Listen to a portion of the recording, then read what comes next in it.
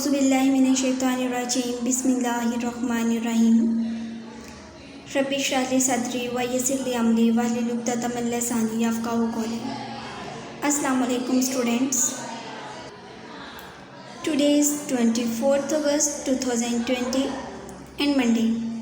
Your lecture number 20 and your diary is Unit number 5 Plants.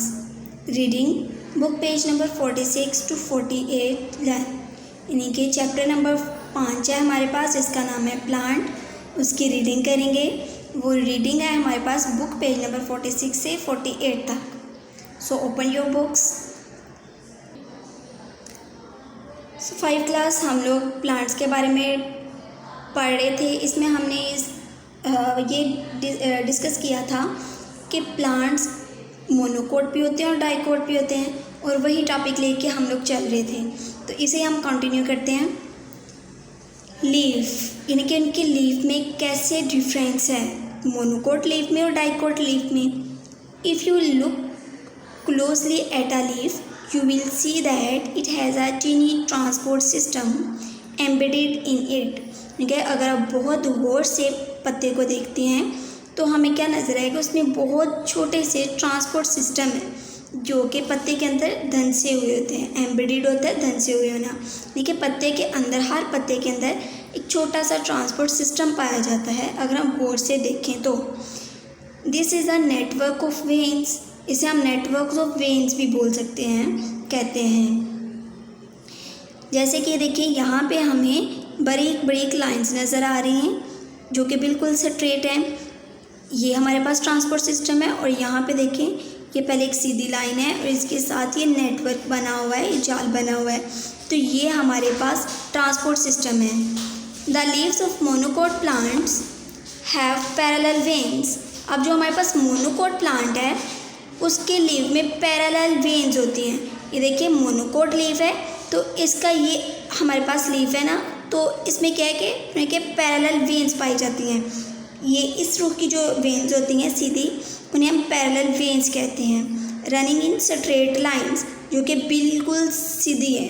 The leaves of a dicot plant. अब dicot plant की कैसे leave है, have net like veins. Net like veins है, देखिए पहले सीधी है जिसे हम मिडरिप बोलते हैं।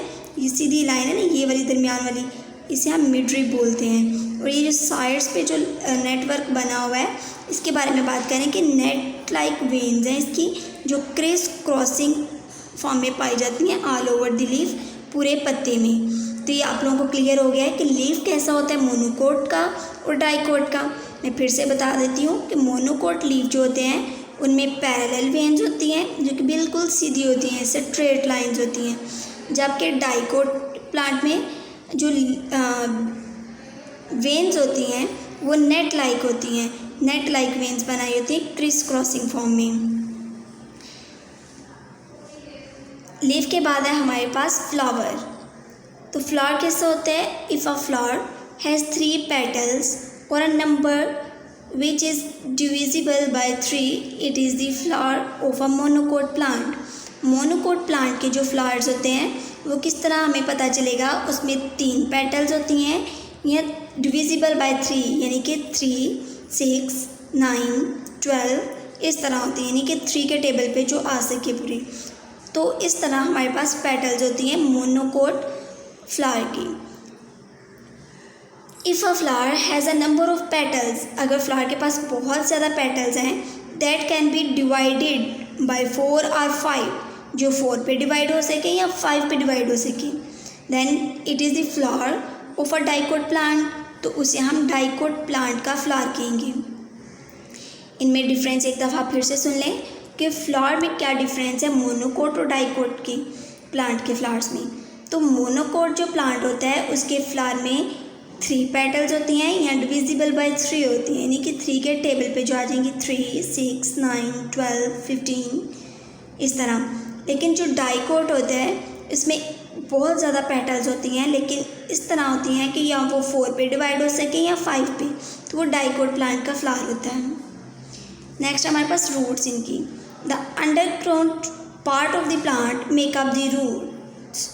जो अंडरग्राउंड पार्ट होता है प्लांट का, अंडरग्राउंड यानी ज़मीन के नीचे जो हिस्सा है, यानी कि ये जैसे ये दिखाया गया है, तो ये हमारे पास यहाँ ये मिट्टी है, ये ज़मीन है, इसके नीचे वाला जो हिस्सा है यहाँ सुनिए कि ये अंडरग्राउंड पार्ट होता है प्लांट का, जो कि मिलके रूट्स बनाती हैं। Monocot have fibrous roots, fibrous roots होते हैं यानी कि नेटवर्क होता है रूट्स का, जैसे ये दिखाया गया है। तो ये मोनोकोट लीफ की हैं हमारे पास रूट्स। तो मोनोकोट जो प्लांट है उसकी रूट्स फिब्रस रूट्स होती हैं, जो कि एक नेटवर्क बनाया होता है जिन्होंने। While dicots have tap roots, तो डाइकोट में टैप रूट्स होती हैं। टैप रूट यानी एक मेन रूट होती है, जैसे ये है मेन रूट है और इसके आगे से ब्रांचेस हैं, लेकिन इसमें देखें मेन रूट नहीं है, ये तो इसका स्टेम है, तो ये देखें मेन रूट्स नहीं है इसमें, तो ये इसे हम फिब्रस रूट्स बोलते हैं। और जो टैप रूट है वो इसमें सबसे पहले मेन रूट होती है और इसके बाद वहाँ से ब्रांचेस निकलती हैं। तो ये डिफरेंस है हमारे पास मोनोकोट और डाइकोट प्लांट की रूट्स में। So next book page number 47, environment watch, यानी कि हम अपने इर्द गिर्द जो माहौल देखते हैं उसके बारे में डिस्कशन है। Over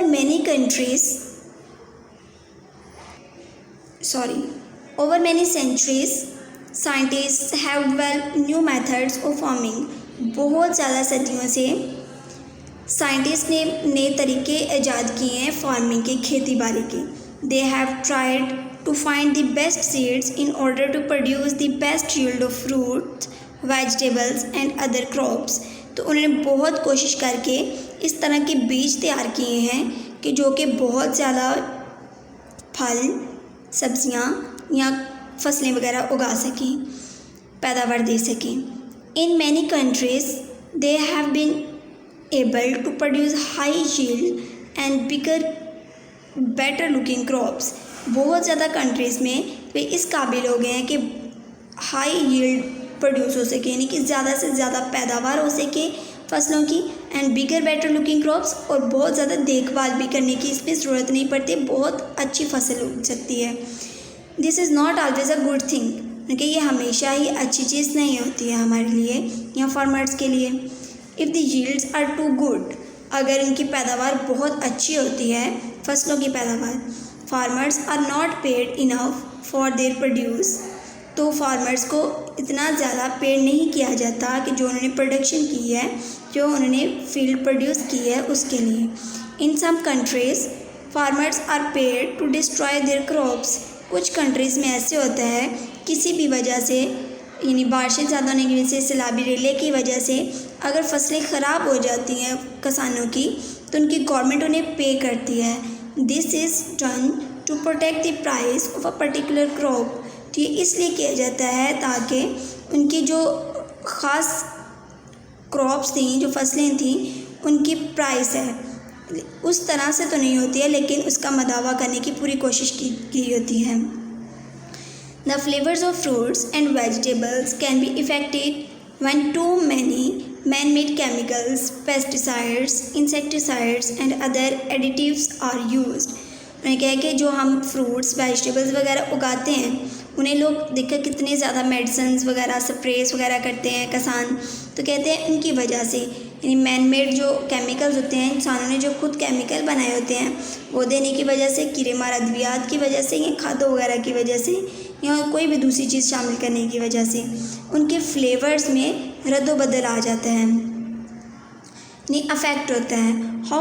harm can also be caused to humans and other animals, और उसकी वजह से नुकसान हो सकता है जानवरों को भी और इंसानों को भी, as well as to the environment, और इसके साथ साथ हमारे माहौल को भी नुकसान हो सकता है। Germination, when any seed falls on to the ground और इज़ प्लांटेड, जब कोई भी सीड ज़मीन के ऊपर गिरता है या हम उसे ज़मीन के नीचे बोते यानी प्लांट करते हैं, it needs the right conditions in order to grow, तो उसे सही से कंडीशंस चाहिए होती हैं। राइट कंडीशन मतलब उसे पानी चाहिए होता है, सनलाइट चाहिए होती है उसे, और बीज भी सही होना चाहिए ताकि वो ग्रो कर सके। The soil should be rich and fertile, तो उसके लिए क्या होना चाहिए, और सॉइल हमारे पास होनी चाहिए जिसमें should be rich and fertile, जो कि बहुत ज़्यादा सरखेज़ हो। There should be plenty of fresh air, और उससे क्या किस चीज़ की ज़रूरत होती है, फ्रेश हवा की, and enough sunlight and warmth end of course water, और इसके अलावा उन्हें सनलाइट की ज़रूरत होती है, उसे जो गर्माहट पहुंचा सके, और बेशक उसे पानी की भी ज़रूरत होती है। If the conditions are right, अगर ये सारी ही कंडीशंस दी जाती हैं, द सीड विल जर्मिनेट, तो सीड जो है जर्मिनेट होना शुरू हो जाता है। जर्मिनेट होना क्या है कि सीड का जो सीड कोट होते हैं, यानी बाहर वाला जो कवर है वो फटता है, यानी कि वो नरम होगा और वो ऊपर से उतर जाएगा। इसकी वजह से जो सीड है वो हमें नज़र आएगा, हमें नज़र नहीं आएगा, लेकिन ये कि अगर हम उसको ऑब्ज़र्व करेंगे तो हमें नज़र आएगा। वो भी हमें पहले उसे अंडरग्राउंड जो हमने रखा होता है पहले खोदना होगा, निकालना होगा, फिर हम देख सकेंगे। तो वो जर्मिनेशन स्टार्ट होती है, तो इसकी जर्मिनेशन जब स्टार्ट होती है तब हमें पता चल जाता है, यानी एक या दो लीफ इसके निकलना शुरू हो जाते हैं। The seed absorbs water, seed जो है बीज जो हमने बोया होता है वो पानी को अब्जॉर्ब करता है। The water makes the food inside this seed quite soft, तो ये जो पानी अब्जॉर्ब करता है सीड, वो जो सीड के अंदर फूड होती है, पानी उसी के ज़रिए उस फूड को नरम कर देता है। वो क्यों नरम करता है, it also helps to break open the seed coat, तो इसके अलावा पानी का क्या काम होता है, एक तो वो जो फूड होती है उसे सॉफ्ट करता है, दूसरा ये कि जो सीड कोट होता है उसे ओपन करने के लिए ब्रेक करने में हेल्प करता है। Inside the seed the baby plant begins to grow, और सीड के अंदर वाले साइड से बेबी प्लांट ग्रो होना शुरू हो जाता है। Next book page number 48। अब ये सीड जर्मिनेशन के कुछ स्टेजेस हैं, उनके बारे में हम पढ़ते हैं।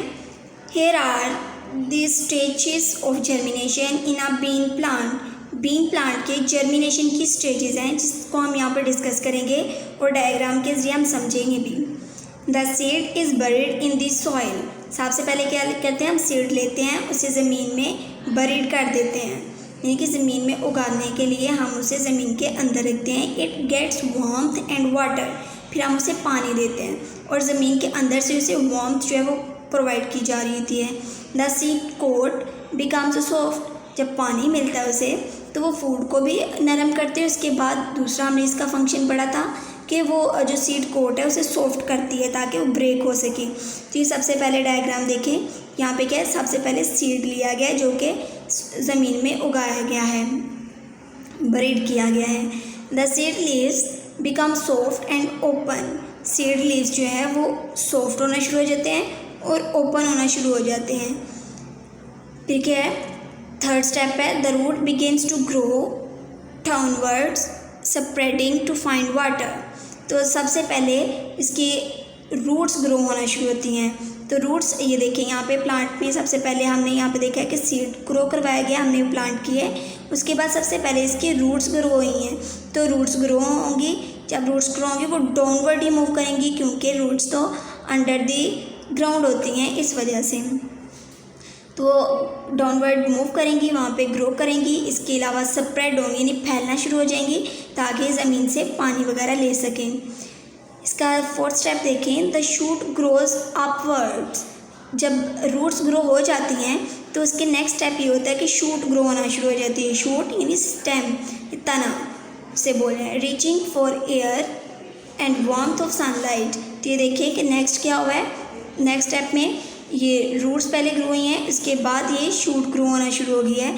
तो शूट ग्रो होगी ताकि सनलाइट को ले सके, हवा ले सके, फ्रेश एयर यूज़ कर सके। Leaves appear on the shoot, फिर बाद में लीव्स अपीयर होना शुरू हो जाते हैं शूट पे, जैसे कि देखिए नेक्स्ट स्टेप में, तो यहाँ पे लीव्स अपीयर होना शुरू हो गए हैं। These will enable the plant to produce and store food for energy, ये जो लीव्स हैं वो इस काबिल बनाते हैं प्लांट को कि वो अपनी खुराक के लिए फूड को स्टोर कर सके और इसके बाद खुद अपनी फूड बना सके, क्योंकि ग्रीन प्लांट्स में पिगमेंट पाया जाता है, क्लोरोफिल, इसमें इतनी एबिलिटी होती है कि वो अपनी खुराक खुद बना सके बाय फोटोसिंथेसिस। सिक्स स्टेप है, the stem grows stronger and more leaves appear. अब स्टेम जो है वो स्ट्रोंग होना शुरू हो जाती है, पहले तो ये पतली सी थी जिसे हम शूट बोल रहे थे, तो अब ये स्ट्रॉन्ग होना शुरू हो जाती है, स्टेम के फॉर्म में आ जाती है, स्ट्रॉन्ग होगी और बहुत ज़्यादा इस पर लीव्स जो हैं वो निकलना स्टार्ट हो जाएंगे, वो नज़र आएंगे हमें। Eventually birds appear and this blossom into flowers which produce seeds. और आहिस्ता आहिस्ता क्या होगा कि इनके ऊपर बर्ड्स अपीयर होना शुरू हो जाएंगी। से ये देखें इस शेप में बर्ड होती हैं, तो बर्ड्स जब अपीयर होना शुरू होंगी तो बर्ड्स के बाद वो ब्लॉसम होंगी, यानी कि वो खुलना शुरू होंगी, उससे फ्लावर्स प्रोड्यूस होंगे और उस फ्लावर से बाद में सीड प्रोड्यूस होंगी। ये है हमारे पास स्टेजेस किस चीज़ की, जर्मिनेशन की, बीन प्लांट की। एक दफ़ा फिर से बता देती हूँ। सबसे पहले सीड लेते हैं जो कि बरीड किया जाता है सॉइल में, उसके बाद जो है ये सीड कवर फटना होता है, जो कि हम पानी देते हैं सीड्स को जब ग्रो करवाते हैं, बरीड करते हैं, उसके बाद तो वो ही पानी जो है इसमें जाके फूड को नरम भी करता है और इसके अलावा ये जो सीड कोट है, ये बाहर वाला जो कवर है उसे नरम करके उसे ब्रेक कर देता है। फिर नेक्स्ट स्टेप में ये होता है कि इसके रूट्स निकलना शुरू हो जाती हैं। वो रूट्स जो हैं स्प्रेड होती हैं ज़मीन में ताकि वाटर को ले सकें। जब रूट्स निकलती हैं तो नेक्स्ट स्टेप में रूट्स के बाद शूट ग्रो होती है। शूट ग्रो होने के बाद उसमें लीव्स निकलना शुरू हो जाते हैं ताकि वो प्लांट जो है अपनी खुराक खुद बना सके। और इसके बाद ये जो शूट थी वो स्ट्रॉन्ग होना शुरू हो जाती है, स्टेम जो है वो ग्रो होती है, स्ट्रॉन्ग होती है और ज़्यादा लीव्स इस पर अपीयर होना शुरू हो जाते हैं और आहिस्ता आहिस्ता इस पर बर्ड्स लगती हैं। बर्ड्स जो हैं वो फिर फ्लावर्स में चेंज हो जाती हैं और फ्लावर्स जो हैं बाद में सीड प्रोड्यूस करते हैं। आई होप आप लोगों को समझ आ गई होगी। ये था हमारा आज का लेक्चर। जज़ाकल्लाह।